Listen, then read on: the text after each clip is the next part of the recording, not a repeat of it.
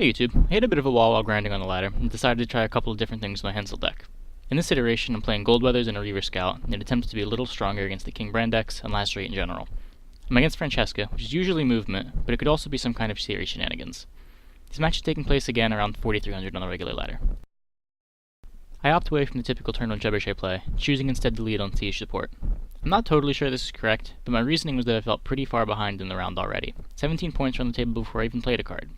I wasn't sure that a Henselt on Trebuchet was going to be big enough to end the round, so I went for a more greedy play to lock up points. This death mold is probably terrible. I see a 7-point creature that gets recurring value and I just want to zap it. It protects the siege support, but unless he wants to Zoltan on turn 4 of round 1, the siege support shouldn't be dying to movement anyway.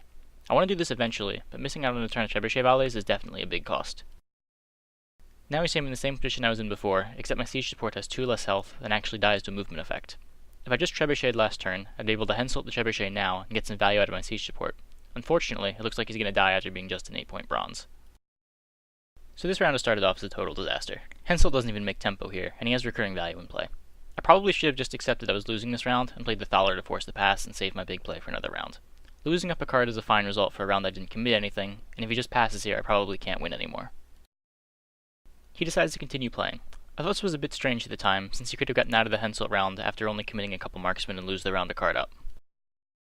Yet again, my play doesn't make tempo, and he commits his Zoltan into the round.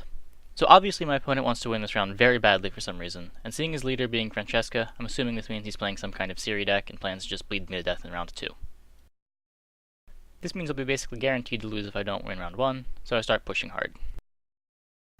Our spies bounce off each other, and I get him to play another gold card, but I still can't pass. I really want to win this round. Instead of getting the default result of losing up a card, I get the slightly better result of winning down a card. He used 2 golds where I only used Henselt. I dry pass to reset the game, it's 6v6 where I have the last play, and denied his round 2 bleed. Generally this is a pretty favorable position, and at this point I thought I was a solid favorite to win. Then I look at my deck and realize something. I have no real bronzes left. This first light is dead, and Shani can't rebuy Sheila.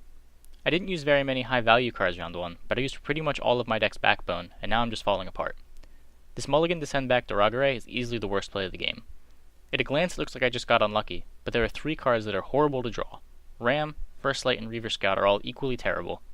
The only good cards to find are the Gold Weathers, Stennis, and the Commander's Horn, and they're not even all that much better than Doragare is. This round that should have been a very easy win just became much more difficult. The reasoning for this mulligan is that I didn't want DJ into Stennis to be dead after First Light grabbed the Ram out of deck. Sending back any of the other bronzes in my hand fixes that issue, and even just choosing not to mulligan allows fewer things to go wrong than the play I opted for. I think the 2 reasonable options are either to mulligan away the First Light, or not mulligan at all. The First Light is guaranteed to be terrible 50% of the time. Unfortunately, it makes my Dijkstra worse by leaving me with a bunch of bricks in deck. If I draw the Battering Ram after mulliganing away the First Light, then I have 4 terrible hits off my Dijkstra and likely lose off that. That's only really an issue if I draw exactly Battering Ram, so I think it's likely the correct play, even though in hindsight we see Battering Ram is what I'll be drawing.